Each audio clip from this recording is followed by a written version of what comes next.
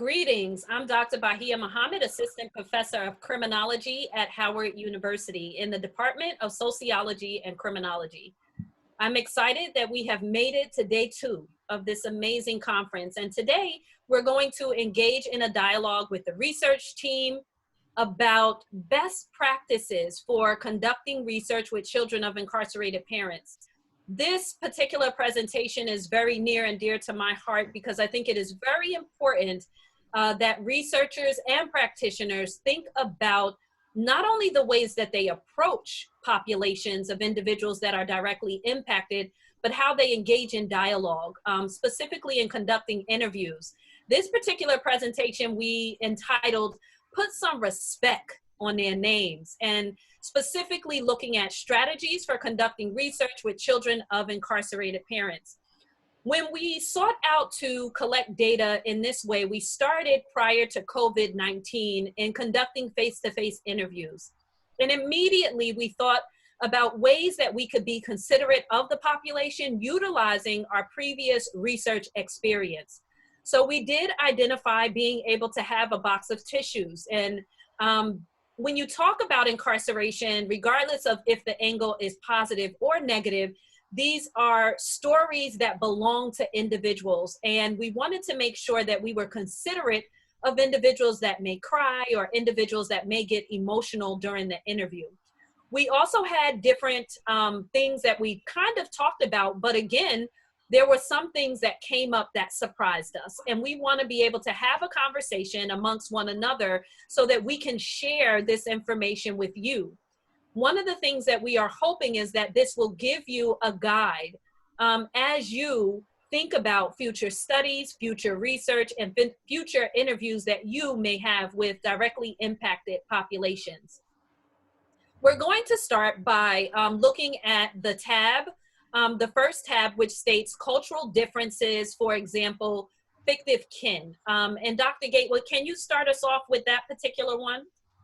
Yeah, so one thing that we found in our research is that there are some cultural differences that mainstream research might not see, especially when you're working with Black children of incarcerated parents, such as fictive kin.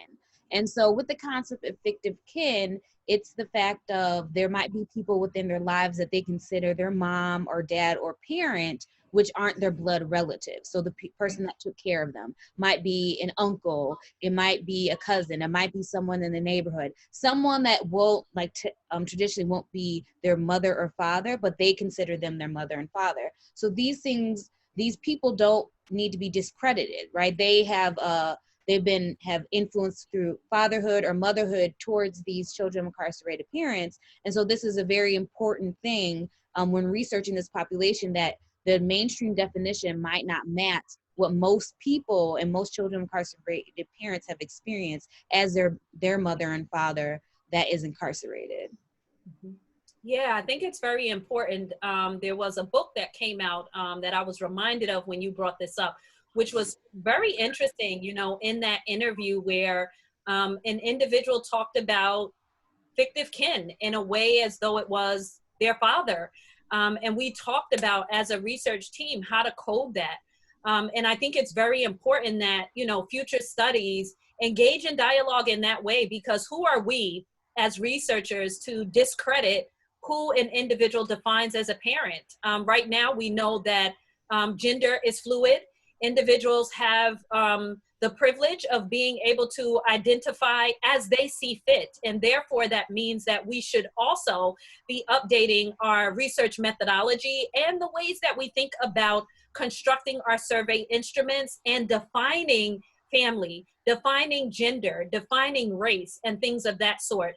And it's interesting because as we think about the research around children of incarcerated parents, they're already defined. These definitions have already been made. And oftentimes we think about it in the sense of if your biological mother or biological father is incarcerated, but oftentimes you may find that a child may be in a foster home, and that becomes a foster mother that they call mom. They may not use that term. They may use a term of endearment as in mother, or even a grandmother that they see as their mom because their biological mother may have not been there, but the grandmother stepped into those shoes and therefore they respect them in that way. As researchers, we have to culturally respect the way that our quote unquote subjects are defining their demographic information. I think that's very important. I remember a particular study where the interviewee had two dads. One dad was my dad, and the secondary dad was dad. So I assumed that the singular dad would be the biological father and the dad would be the stepfather, and it was the other way around. You know, dad was kind of like, this is my dad that's really doing the dad job. So, you know, she described him in a way as a double dad because he not only was her father, but the father to his biological children. And so his incarceration impacted her fully because that was who she knew her entire life. She, you know, didn't come to meet her real father until, you know, way into her teens. And so it was an interesting concept because that would be a story that necessarily wouldn't be included under the confines of a European definition of family. I think it's very important that we begin to think about indigenous definitions of demographic variables. Thank you for that. I'm not sure if you wanted to add anything to that, Sydney. No, not necessarily. Definitely had an interview where an individual did consider their adoptive parent as mom or dad, regardless of them being biological or not, and that happened to be the person who was incarcerated. And they did have an actual relationship with their biological parent, but they weren't necessarily in their lives. So their adoptive parent, that's the only parent they considered as mom or dad. So it's definitely important to not discredit these particular individuals because their narrative is still the exact same as everybody else who may have a biological parent who was incarcerated as well. So we have to include them. Absolutely. And the last thing that I would say on this, because we have a lot more that we want to share with you in helping you to navigate this terrain, cultural differences are just so important, you know, in terms of taking a community perspective versus an individualistic perspective. Oftentimes as researchers, and I warn you, you know, this is a public service announcement. Do not allow for your biases to get into the way of the ways that you engage with a population. When we did our interviews, you know, surprisingly, and also very, you know, excited we were about the subject stating how good they felt at the end of the study. That oftentimes when individuals questioned them about parental incarceration, they felt sad afterwards, and, you know, they felt like they needed a drink. You know, they felt like they didn't get as far as they had gotten because the questions were so sharp in the sense that it cut them and it didn't empower them. And I think that not only speaks to the reality of how we need more research to preface and center resiliency and success, but also culturally, when you get it right, it makes individuals feel good. So please don't be too quick to get out there and capture the data so that you could complete your study. But what you want to do is be able to have questions that individuals answer. And they're not saying, well, what do you mean by that? Every question, if an individual is saying, what do you mean by that? What do you mean by that? In your pilot phase of testing your survey instrument, you got to go back and talk to some Black folk that are connected to parental incarceration, that are directly impacted, work with them, and, you know, pay them, compensate them to be able to help you restructure your survey instrument. I think those, you know, cultural differences, one example is fictive kin, but we just gave you a couple of other examples. And again, we don't have a lot of time to share all of them with you, but please do look out for a publication that we will be co-authoring in this area. The second one would be lack of trust with researchers. And that is one that there is a lot of data out there on this. We know that when the researcher is the same race as the interviewee, you are more likely to get realistic and subjects that are telling you the truth. We need to make sure that we are doing everything in our nature to be able to make sure that that happens, because data becomes a fact. And oftentimes it takes years to be able to tear down data once it's actually put up, because there's so much resources specifically economic resources that are invested in conducting research. And therefore, we have to make sure that we are getting it right. When we talk about lack of trust with researchers, are there any of the interviews that you two conducted where this stood out for you all? I wouldn't say it was some interviews we had, but reactions to being asked to be interviewed. It's the fear of what are you going to do with this information? And so this lack of trust, especially when you talk about criminal justice incarceration, it's like, well, what are you going to do with are you going to tell everyone who I am? Because some people want to stay anonymous. Some people don't want people to know their information. And some of the stuff is very personal. If you talk about, some traumatic experience they have. So even when you get to the point of asking people to do the interview, even before you get to the interview, they might not even want to do it just because they already have a lack of researchers, and because these communities have been exploited over generations for information, for their stories, and all those type of things. And seeing someone name says Dr. X, Y, and Z, or people coming forth to you to ask you to participate can be off-putting. And so, making these, and Dr. Muhammad's very good at this, making personal connections, especially with community members, to know, like, be upfront with, this is the information, we're going to center you, we're not going to use your information, without your permission. And so I would say even before you even start interviewing them, that there's already going to be a wall built up that people might not even want to participate within the interview. Right. And to add to that, the majority of the people who we began to interview, they came in thinking that we were just going to solely focus on their parental incarceration or their parents' incarceration. This study was never really necessarily focusing on the actual parent and their crime. We're focusing on the success and resiliency of that child who experienced parental incarceration. After we did a 2-hour interview, they were so relieved. It was just a sense of peace. They said they feel peace within themselves after the interview. So we were able to gain that trust that they felt comfortable enough to tell their story. And then and after the end of the interview, they felt like it was a therapy session. So because of the way that our questions, that we probed our questions, we even had mock interviews with ourselves and the research team, but even before doing our interviews, to make sure that we did have the right questions that was asked and not necessarily probing or attacking the interviewee with our questioning, so we can make sure that they have a sense of comfortability and felt comfortable enough to actually give their narrative and not just have straight yes or no answers to our questions, and actually providing a voice to their story. So it's extremely important to gain that trust with the interviewee so you can have rich information, and so we can in the future come out and say this is the method that we took. So okay, thank you for that. The next one was use of social media.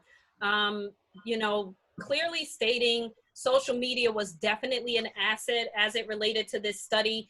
Oftentimes it was interesting because many children of incarcerated parents across the nation share pictures of their incarcerated individual and put, beautiful posts at the bottom and hashtags. And so utilizing social media was definitely a success for us. I don't know if there's anything that you want to, any one of you want to add to that. But definitely I found that once we posted the flyers that, took in cultural representation, so they were nice flyers that were connected, and individuals were able to DM. So there was a direct message directly to one of the research team members, which made it really easy for them to reach out without stressing them or tracking them down or trying to lure them into the study. And also I would add that it gave them a chance to see who we were. So they could look in our tweets, they can look on Instagram, whatever platform you use, and see who we are as people. Because I had a couple of times where, they were like, oh yeah, I followed Dr. Muhammad and saw that she did these things, or like, oh, I followed you, or these type of things, so they can see who you are and humanize the researcher a little bit more. Yeah, and that's very important. The other piece was the snowballing sample. particularly for this study, we felt that it was important to do a snowballing sample because we know that the numbers of children of incarcerated parents are still estimated. So there really is no sampling frame. Doing the snowball sample really allowed us to interview individuals and for them to say, oh my God, I know this person and this person and this person that would be phenomenal. And they began to share their resources. And literally the study just grew and grew and grew. I mean, the numbers of individuals that we are talking to you about today is not the full total sample of individuals that we reached out and that completed the pre-survey instrument. There's a much larger number of individuals that actually completed that, and then a subsample of individuals that we interviewed. So this would be a great way, and also it allowed for us to build rapport very quickly, because it's a different thing as a stranger researcher reaching out to an individual or their friend or comrade that says, yo, you know, I did this interview, I was so empowered after, you gotta do it, this will help. And literally that was the way that some of my interviewees shared the study with other individuals because they were so empowered at the end of the study. Yeah, definitely. I would agree. The next three are kind of somewhat all related. The next one is the importance of probing, being able to probe. And I see both of you nodding. Do any one of you want to share your different strategies for probing, or even just some stories around how probing was important in your interviews? Yeah, one importance of probing, especially when you're talking about successes of children of incarcerated parents, is the fact of, I would say the majority of them devalue themselves and they're very humble. So they wouldn't even think that what they're doing is a successful thing. And so they'd be like, oh, I'm not successful at all, but it's like, oh, you graduated from college, you did this. So to me, as a researcher, yes, you have all these successes, you just don't see it. Or one area, especially when we talk about activism and advocacy that we ask about within the interview, is the fact of, we ask, do you see yourself as an activist?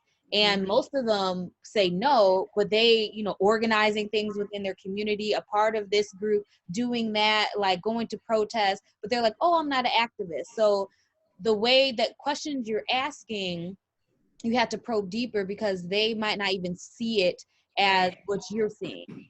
And then one thing we talked about is, especially if you're doing research with this population, is when you're leading questions. And so what happens a lot is we already have this kind of notion of what children of incarcerated parents are and the negativity around it. And so a leading question, for example, would be like, don't you feel bad about your parent being incarcerated? Like, of course they feel bad about their parent being incarcerated, or it can lead them to answer how you want them to answer instead of asking in general, how do you feel about your parent being incarcerated? So making sure, and going back to what Dr. Muhammad was saying was about cultural differences and those type of things, is knowing your own biases of what you have about the population and how you're asking the questions. Because how you're asking the questions, how you're probing the questions, you're trying to lead them into either what you already think your hypothesis is or what you already think about this population, instead of being open-ended and trying to see where the data and more of a grounded theory approach and see where the data takes you. Definitely, thank you. And the next one was the use of virtual interviews. I mean, COVID-19 hit us all by storm. And we had to restructure our methodology immediately, submitting revisions back to the IRB and gaining approval for this, you know, large national study, which definitely allowed us to save a little bit more, but it also meant that the methods were different. Specifically for me, it was interesting how you have to give your subjects an opportunity to not be seen. So even if you're thinking about a face-to-face interview, why is sitting face-to-face important? Is it because you want to build rapport, or you're really trying to like see what they look like and, you know, be kind of judgmental? So oftentimes we allowed individuals, if they didn't want to show their face on a Zoom, we allowed that, and that was fine. And oftentimes I still have my face showing because I wanted to be transparent. I wanted my subjects to see that I was a human and that I humanized them and that I respect the language that they wanted to use. And if they didn't want their face to be seen that day, that was fine. Their voice was enough for me. And so I think it's very important that we think about the use of, you know, virtual interviews and how we can go about making our subjects as comfortable as possible. I don't know if you all want to add to that. Agreed. Definitely had a good amount of interviewees who did not want to have their face, and then I had a good amount who did want to have their face. So, I mean, just having that respect for what they're comfortable in doing, you're doing an in-person interview, there's no option to turn your face off. But virtually, you have the option to do so, and to be able to respect their decision in doing so, we were still able to obtain that rich information because now they're comfortable because their face is not being on the screen. Regardless if our face is on the screen, they have the comfortability of saying, no, I don't think I want to show my face, but I still am willing to do this interview, and we're still able to obtain the information that we needed. So yeah, which I think is really important because you never know. They may be crying. You know, this may be very difficult for them. Anxiety may come in. They may be getting flashbacks as it relates to certain questions. And you really have to, like we're saying, put some respect on their names. Like, you have to respect the reality that although you are a researcher and you want this data, they are the experts. And therefore, everything revolves around them. I know that may be difficult to hear, but that is the way that we go about getting fruitful information. With that being said, the last component that we'll talk to you about today is materials for in-person interviews. We thought about materials that we needed in advance, but oftentimes when you're reading, you know, in a textbook, it's not like, hey, when you're conducting interviews with Black individuals who have parents that are incarcerated, this is what you need to do. And so we felt that this was a very important component for us to be able to highlight. Some of the things that resonated with me for the in-person interviews were the box of tissues. Being able to have a box of tissues, because you have to respect individuals' bodies and never be too comfortable to reach out and touch someone's hand or to open your arms for a hug. No matter how empathetic you are and how great you may feel about doing that, people own their bodies and you have to respect that, and everybody doesn't want to be touched. And so one way that we were able to get around that was to have a box of tissues. And as you know, as soon as you start the interview, you let it be known these tissues are here for you if you need it. When individuals are crying, it felt so good to be able to reach over and say, here is a tissue. And although we talked from a place of resilience and success, there are also happy tears, you know? And so tissues are always a good thing. What are some other materials that you all felt were good in terms of the interviews, virtually or in person? I think some good materials in general was the access to internet. Not just for, especially virtual, because sometimes they would be like, oh, what's the name of that? Or, you know, to help them out, or like, I have this organization, so you can instantly connect with them. Like, oh, is it called this? Right? Did you do this? And so you can see real time on the internet, like things that they did, and kind of connect with them and find out a little more. But also kind of going in materials and kind of virtual interviews is a fact of like, you need to build in flexibility. And so a lot of times, especially even with Black community in general, people have jobs, a lot of blue collar work, and it's hard for them to adjust their schedule. You also have to have options for, especially virtual, if you can call in instead of, you know, because people be in the car doing this, or, you know, they might not have, because I had a few people that didn't have reliable internet. So they couldn't even like do a Zoom or those type of things, to be cognizant that this population in general, Black population, is disenfranchised in a lot of different ways. So you as a researcher have to work around them. And so you might have to provide different avenues for them to give you information, and also the language that you use within the communication, and even how you talk to them, you know, using quote unquote slang, or talking to them like you would talk to your friend, and not just kind of being hoity-toity and trying to use all your big words, because it makes them more comfortable. And so the fact that you'd be like, oh, it's like talking to my friend, you know, joking around with them, making them comfortable and getting that rapport, I think is very important to have rich conversation. Yes, thank you so much, Dr. Gatewood.